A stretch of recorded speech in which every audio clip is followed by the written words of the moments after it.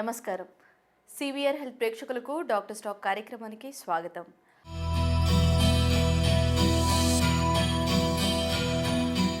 ఆడుతూ పాడుతూ పెరిగే పిల్లలు ఒక్కసారిగా డీలా పడితే తల్లిదండ్రులకు చూసేవారికి బాధగా ఉంటుంది. అదే పిల్లలకు క్యాన్సర్ వచ్చిందంటే మనసు హృదయ విదారకంగా విలవిలలాడిపోతుంది. అసలు అంత చిన్న వయసులో వచ్చే క్యాన్సర్ ఎలా ఉంటుంది? ఏవి జన్యుపరమైనవి, ఏవి వంశపారంపర్యమైనవి? చిన్నపిల్లల్లో వచ్చే క్యాన్సర్పై అవగాహన కల్పించేందుకు లగడి కపూర్లో ఉన్న కృష్ణా చిల్డ్రన్స్ హాస్పిటల్కి చెందిన ప్రముఖ పీడియాట్రిషియన్ డాక్టర్ సుదర్శన్ రెడ్డి గారు మనతో ఉన్నారు. వారిని అడిగి మరిన్ని విషయాలు తెలుసుకుందాం. నమస్కారం డాక్టర్ గారు. Welcome to doctor stock. Sir, ముందుగా చెప్పండి, చిన్నపిల్లల్లో వచ్చే క్యాన్సర్స్ ఎన్ని రకాలుగా ఉంటాయి? మామూలుగా క్యాన్సర్స్ అంటే పెద్దవాళ్ళే గుర్తుకొస్తారు అందరికీ. పిల్లల్లో కూడా తరచుగా క్యాన్సర్స్ చూస్తూ ఉంటాము. అన్ని క్యాన్సర్స్లో 1-2% కొత్త క్యాన్సర్స్ పిల్లల్లో వస్తాయి. పిల్లల్లో వచ్చేటి వేరే విధంగా ఉంటాయి. ఎక్కువ మట్టుకు రక్తానికి సంబంధించిన లింఫ్ గ్రంథులకు సంబంధించినవి ఎక్కువగా ఉంటాయి. అంటే 40% క్యాన్సర్స్ రక్తం క్యాన్సర్, అంటే బ్లడ్ క్యాన్సర్స్ కానీ లింఫ్ నోడ్ క్యాన్సర్కి సంబంధించినవి ఉంటాయి. రెండో ముఖ్యమైన క్యాన్సర్ న్యూరల్ క్యాన్సర్స్, అంటే బ్రెయిన్ నరాలకు సంబంధించిన క్యాన్సర్స్ 30% ఉంటాయి. మిగతా 10% ఇతరత్ర ఎంబ్రియానల్, అంటే పుట్టుకతోనే గడ్డలుగా ఉండి పెరుగుతున్న కొద్ది కనిపిస్తాయి. అంటే జన్యుపరంగానే పుట్టినప్పటి నుంచే అవి ఉంటాయి. ఎంబ్రియోనల్ క్యాన్సర్స్ అంటారు. అయితే పిండం నుంచి తయారైనవి అన్నమాట ఎంబ్రియోనల్ క్యాన్సర్స్ అంటే. మిగతాయి ఎముక క్యాన్సర్, కిడ్నీ క్యాన్సర్, ఇవన్నీ అక్కడ ఐ క్యాన్సర్ అడపాదడపా వస్తూ ఉంటాయి. కొన్ని క్యాన్సర్స్ అయితే పెద్దవాళ్ళకే నిమిత్తం, అంటే గర్భకోశ cancer, ovarian cancer, uterine cancer, cervical cancer, prostate cancer, multiple myeloma, చిన్న పేగు క్యాన్సర్, పెద్ద పేగు క్యాన్సర్, ఇవన్నీ పెద్దవాళ్ళకు వచ్చేటి. పిల్లలకు వచ్చేటి ఈ రకంగా ఉంటాయి. అయితే దీంట్లో 5% మట్టుకు జన్యుపరంగా వచ్చే క్యాన్సర్స్ కూడా ఉంటాయి. అంటే జన్యుపరంగా అటాక్సియా తెలంగెక్టేషియా అనే కండిషన్ కానీ, న్యూరోఫైబ్రమటోసిస్ కానీ, విస్కటాల్డిస్ సిండ్రోమ్ కానీ, ఇటువంటి ఇమ్యూన్ డెఫిషియన్సీస్, అంటే రక్షక భటుల నీరసత్వం వల్ల, పుట్టుకతోనే ఉన్న దానివల్ల మామూలు కణాలు క్యాన్సర్ కణాలుగా మారే అవకాశం దొరుకుతుంది. అంటే ఇదంతా మన రక్షక భటుల పటిష్టతను బట్టి ఉంటుంది. ఈ క్యాన్సర్ అనేది ఏంటిదంటే, మామూలుగా కణాలు వృద్ధి చెందుతూ ఉంటాయి, పోతూ ఉంటాయి, వృద్ధి చెందుతూ ఉంటాయి, పోతూ ఉంటాయి. ఎర్ర రక్త కణం ఉందనుకోండి, ఒకసారి రక్త కణం పుట్టిందంటే 120 రోజుల్లో అది పోతుంది, మళ్ళా వేరేది పుడుతుంది కంటిన్యూస్గానే. ఇది పుట్టినప్పుడు ఉన్న రక్త కణము ఎప్పటిదాకా ఉంటుందని అనుకుంటారు, అలా ఉండదు. 120 రోజులకు టోటల్ చేంజ్ ఉంటుంది. అలానే తెల్ల రక్త కణాలు ఉన్నాయి అనుకోండి, ప్రతి 2-3 రోజులకు ఒక కొత్త సెట్ ఆఫ్ తెల్ల రక్త కణాలు తయారవుతాయి. అంటే వాటి లైఫ్ స్పాను 2 రోజులు 3 రోజులే, 5 రోజులు ఎక్కువ. అదే ప్లేట్లెట్స్ ఉన్నాయనుకోండి, 1-2-3 రోజులు మాత్రమే దాని లైఫ్ స్పాన్. అంటే రోజు కోటానుకోట్ల రక్త కణాలు పుడతాయి, కోటానుకోట్ల తెల్ల రక్త కణాలు, కోటానుకోట్ల ప్లేట్లెట్స్ పుడతాయి. అట్నే ప్రతి శరీర అవయవ భాగంలో కోటానుకోట్ల కొత్త కణాలు పుడుతూ ఉంటాయి, పోతూ ఉంటాయి. ప్రతి 28 రోజులకు పాత తోలు పోతుంది, మనం మొత్తం కొత్త తోలు వస్తుంది. ప్రతి 4 నెలలకు పాత గోరు పోతుంది, కొత్త గోరు వస్తుంది. ప్రతి 5 రోజులకు నోటి లోపటి తోలు పోతుంది, కొత్తది వస్తుంది. స్టమక్ తోలు ప్రతి 3 రోజులకు కొత్త తోలు వస్తుంది. ఇంటెస్టైన్స్, పేగులకు లోపట ఉన్న తోలు ప్రతి 5-6 రోజులకు కొత్త తోలు వస్తుంది. అంటే పుట్టుక ఉంటుంది, కణాలది మరణము ఉంటుంది, వస్తుంటుంది, పోతుంటుంది. ఇలా కొత్తగా పుట్టినప్పుడు ఎక్కడైనా కానీ ఈ కంట్రోల్ తప్పిందనుకో, ఎంత పుట్టియాలి ఎంత విరగొట్టాలి అనే బ్యాలెన్స్ తెగినప్పుడు ఇవన్నీ రక్షక భటులే మానిటర్ చేస్తాయి, సూపర్వైజ్ చేస్తాయి. ఎప్పుడైతే రక్షక భటుల క్షీణత ఉంటుందో ఈ కంట్రోల్ కెపాసిటీ తగ్గుతుంది. అంటే ఒకసారి పుట్టి ఇప్పుడు మనం కోసుకుపోయింది అనుకోండి, అది జోడించే వరకే పెరగాలి. జోడించినాక కూడా ఇంకా పెరుగుతా అంటే అక్కడ ముద్ద తయారవుతుంది. ఇది నేచర్ తయారు చేసిన క్రమశిక్షణతో కూడుకున్నది. ఎప్పుడైతే ఈ క్రమశిక్షణ లోపిస్తుందో, ఆ కంట్రోల్ తప్పిపోతుందో, ఆ కణాలు పెరగడం అనేది మామూలు మన బాడీ కంట్రోల్ తప్పి ఇష్టం ఉన్నట్టు పెరుగుతూనే ఉంటాయి. దీన్నే క్యాన్సర్ అంటాం. అలా ఈ నియంత్రణ తప్పినప్పుడు క్యాన్సర్స్ వస్తాయి. ఈ క్యాన్సర్ రావడానికి జన్యుపరంగా కొన్ని కారణాలు ఉన్నా, వాతావరణ కారణాలు, ఎన్వైరన్మెంటల్ కారణాలు కూడా కొన్ని ఉంటాయి. అంటే రేడియేషన్ ఎఫెక్ట్ వల్ల మామూలు కణాలు క్యాన్సర్గా పరిమాణం, కొన్ని కెమికల్ టాక్సిక్ ఎఫెక్ట్స్ వల్ల పరిణామం అవుతాయి క్యాన్సర్ కణాలుగా. కొన్ని tobacco, alcohol, high fat diet, obesity, స్థూలకాయం ఉన్న వాళ్ళకు ఎక్కువగా క్యాన్సర్స్ వస్తాయి.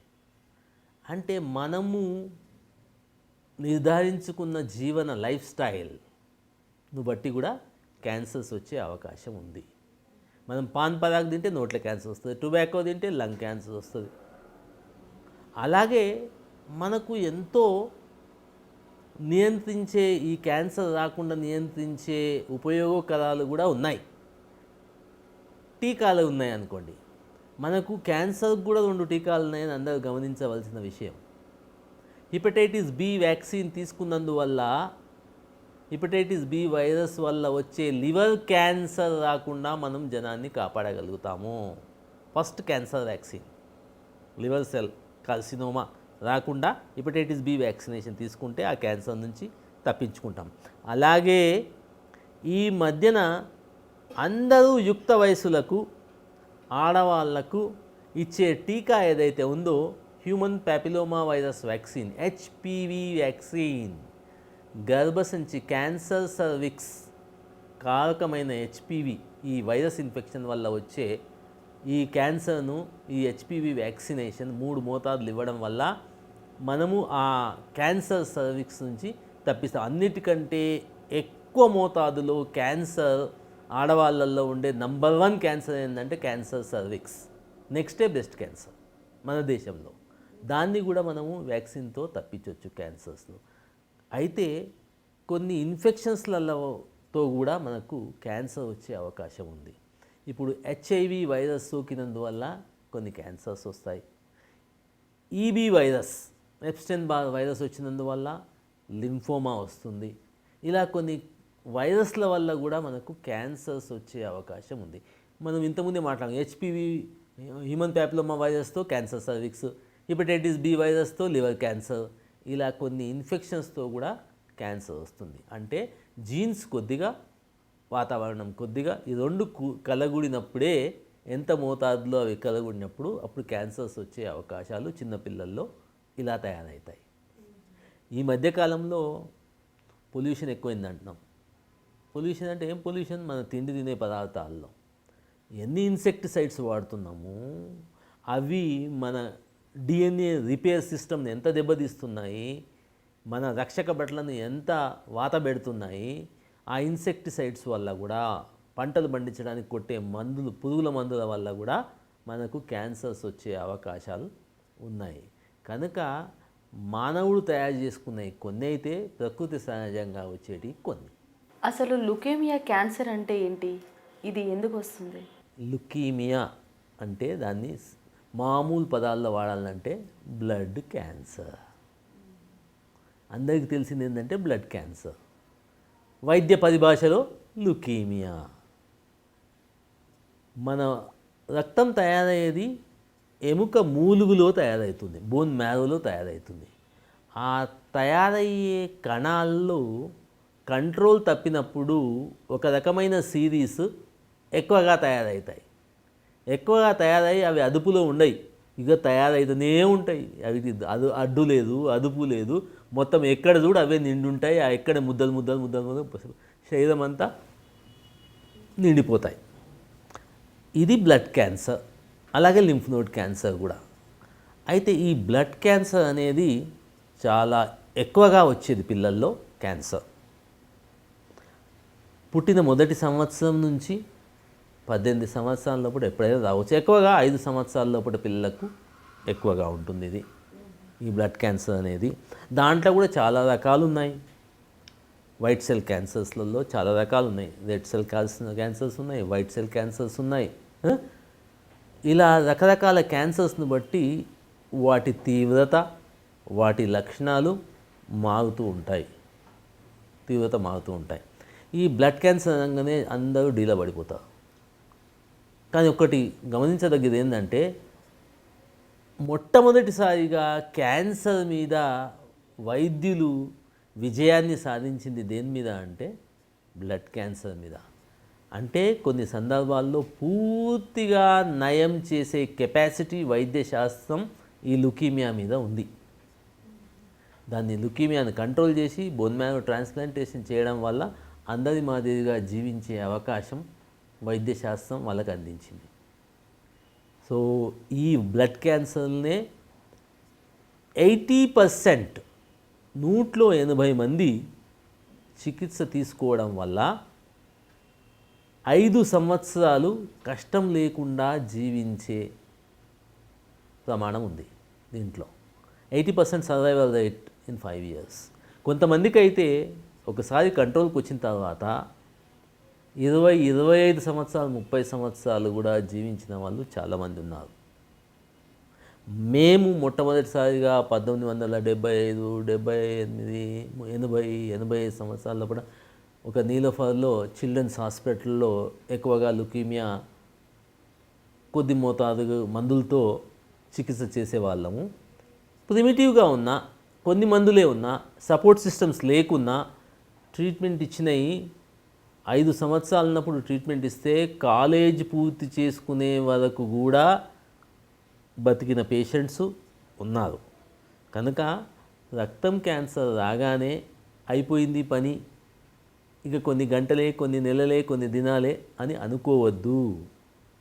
అదృష్టం బాగుంటే జీవితాంతం నార్మల్గా క్యూర్ అయ్యే అవకాశం దీనికి ఉంది.